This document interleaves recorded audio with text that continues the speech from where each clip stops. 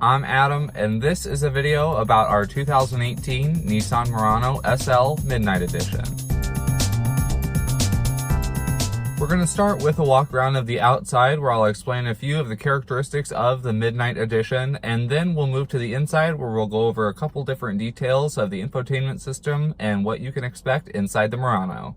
As we move around the outside here, keep in mind I mentioned this is the Midnight Edition, which brings us these 20-inch black wheels, brings us a black grille. It also brings us the black mirror caps with LED turn signals. And then we have the black badging here on the tailgate that says Midnight Edition, and it's pretty much a black accent package. Now, I think this looks great on the Murano. It gives it a really sporty appearance. Now, for comparison's sake, this Murano is in the same size class as things like the Ford Edge, the Chevy Equinox, so this is competing with mid-size SUVs, only 2 rows of seating, so you do have a lot of cargo back there, but you don't have a 3rd row for passengers, and this is a pretty heavy segment right now for SUVs.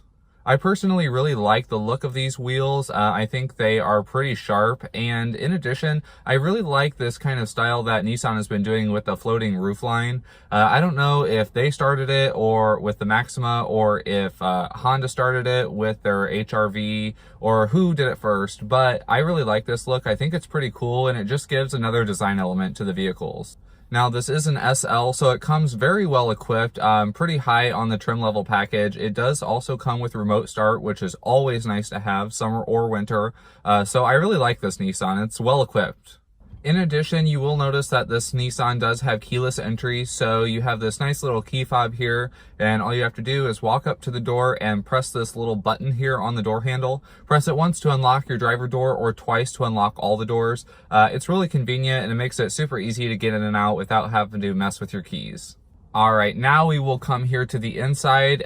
This is where most of the design takes place and stuff like that. Of course, you spend most all of your time on the inside of your car rather than the outside. So this is the most important part, I think, by far. All right, we'll start with a quick overview of the whole dash. That way you guys can kind of get a feel for the layout, and then we'll dive in a little more detail. Let's start here in the driver's seat. So looking around, first thing you'll notice is the steering wheel. One thing that kind of surprised me with the steering wheel in the Murano is that all of the buttons on the steering wheel are really small. So a lot of cars nowadays, they're putting buttons that are really big, easy to see, and easy to use. I'm kind of surprised. This doesn't have an irregular number of buttons on the steering wheel, but they are kind of small, and I do have to double glance at them if I'm driving and I'm trying to use something that I'm not already familiar with. All right, next we'll move up a little bit from the steering wheel and we'll check out the gauges here. So this Murano does have the classic double physical gauge design. So you have one gauge with a needle for your tachometer or your RPMs, and then we have the other gauge on the right for your speedometer. In the middle, we do have a big LCD screen, which I do like. It's very easy to see. It gives us a lot of information. So right now we're resting on the home screen, which compiles a bunch of stuff, like it's a digital speedometer, tells us which direction we're going, how many miles till empty, it tells us the time and the temperature and all that kind of important information. I personally really like this because I think it's important to have a home screen to land on that will actually compile info.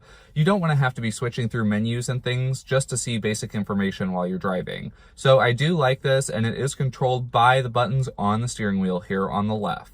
All right, I want to move to the left just a little bit here and look at the turn signal stock. This is something that Nissan does, and I just do not like it very much at all. So the way that they have the stock designed is that everything is lined up when your headlights are in the off position and your fog lights are in the off position.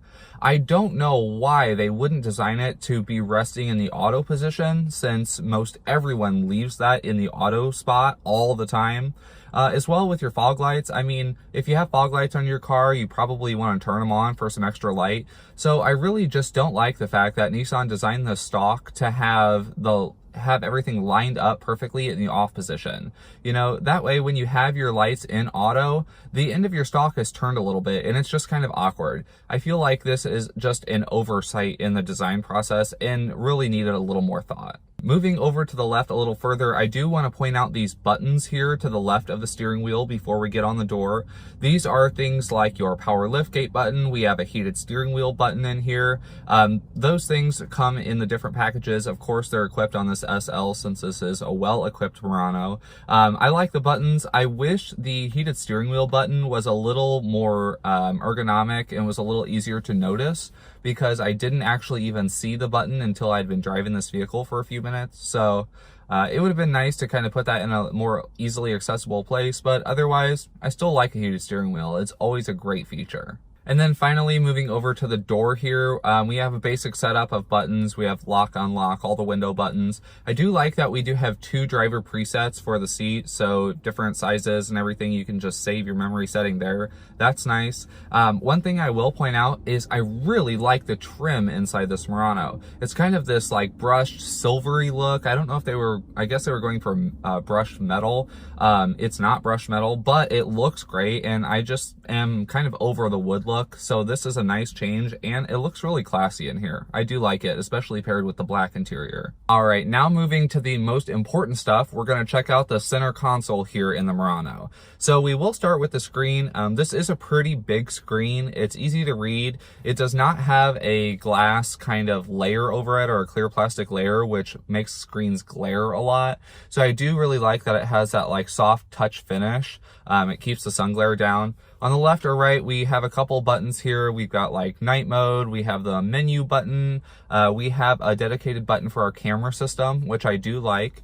I think it's important to be able to access your safety systems in your vehicle easily. And then we have the volume and the tuner knobs here below. Then moving down a little bit, we do have the classic AC climate controls. This Murano does have dual zone auto climate, so that's nice, of course. And then we have, you know, the driver passenger adjustments, everything you would expect. I actually really like the design of these buttons, the actual physical buttons here with the climate control. I like that they're very sleek and they're only lit up when the vehicle's turned on. So when it's off, it just kind of gives like a nice finished look, and they don't stand out. They're not super clunky or anything, which keeps the aesthetic appeal here in the center console. Looking at the infotainment screen, I will say that Nissan doesn't have a really super well-known infotainment system. There are certainly better ones out there, but after playing with this one for a little bit, I will say it's pretty straightforward and easy to use. I will point out I like that it has a home menu or a home button, kind of like the instrument cluster display screen as well, where it shows you kind of a conglomeration of different information. Moving down from the climate controls, you will notice probably the first thing that you saw when you got in the Murano. That is the start button here. When you get in and put your foot on the brake, it has an orange light that glows. That way you know this is where you press. Next to that, we have the aux and USB ports, pretty standard. And then moving down, we do have the gear selector as well.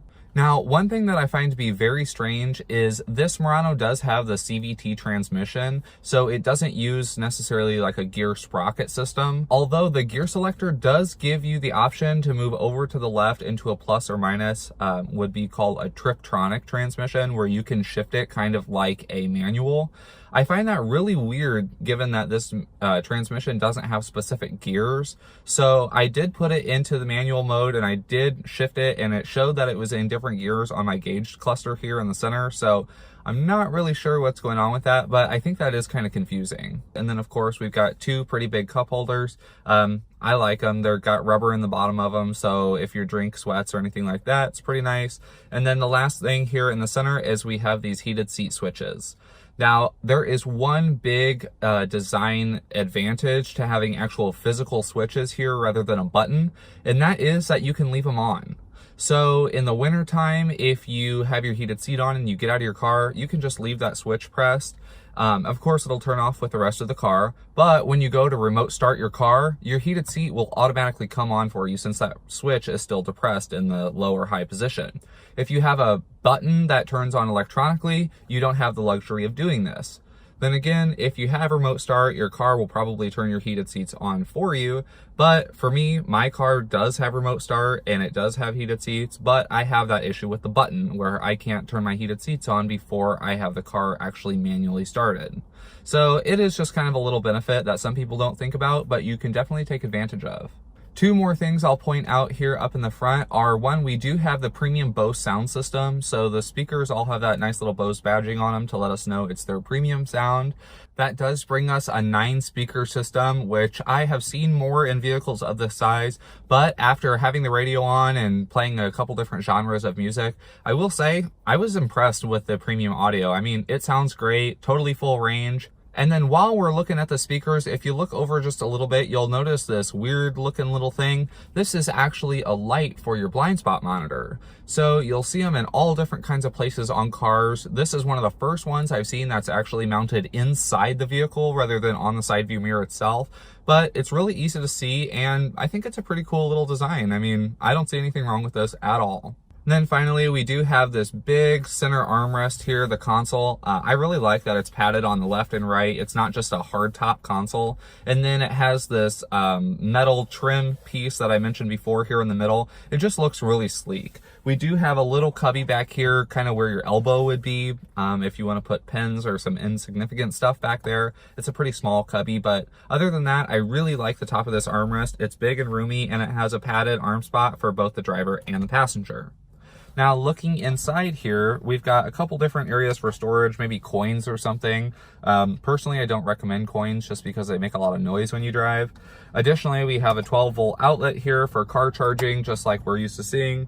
And then the console is fairly deep. I'm kind of surprised. It's not too giant, but you can definitely put a lot of stuff in there. I mean, you could probably put a full-size box of tissues on its side in there if that means anything to you. Before we go into the back here, I will point out we also do have these nice embroidered Midnight Edition Murano floor mats. They just kind of give a nice little touch to the whole interior kind of design of this car and carry over in that Midnight Edition feeling. One thing to think about is with this interior sensor for your blind spot, you also don't have to worry about having snow or mud or anything on your mirror obstructing your view, so you always can see the sensor. We'll take a quick look around the interior here at the front seats. These are really nice leather cushy seats. As you can see, they kind of have the stitching that looks a bit like the aluminum trim inside the vehicle. These seats are really nicely bolstered and they're just super duper comfortable. I really like them. To test what kind of legroom we have in the back here, I took the driver's seat and put it in its furthest back position, and then I got in behind it, and I have to say, I'm impressed. My knees didn't even come close to touching the back of the driver's seat, which is something I often have to deal with in vehicles, but this Murano gives me plenty of room back there.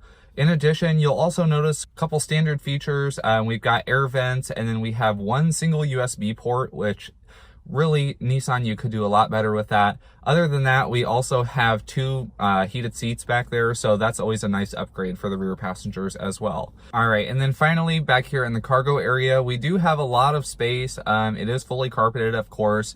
We have seat releases on the left and right sides for the second row to fold flat. As well, this tailgate is power open, so we can open it from the key fob, we can open it from the driver's seat, and this also has the motion activated lift gate, so we can also kick under the tailgate and get the power lift gate to open as well. Thanks for watching today's video. I hope you guys learned a couple things about this awesome 2018 Nissan Murano SL Midnight Edition. If you do want to see this vehicle, it is currently in our pre-owned inventory, so stop by and visit us here at 1820 Vandalia Street in Collinsville. That's Jack Schmitt Ford. Or you can stop and visit us online at jackschmittford.com.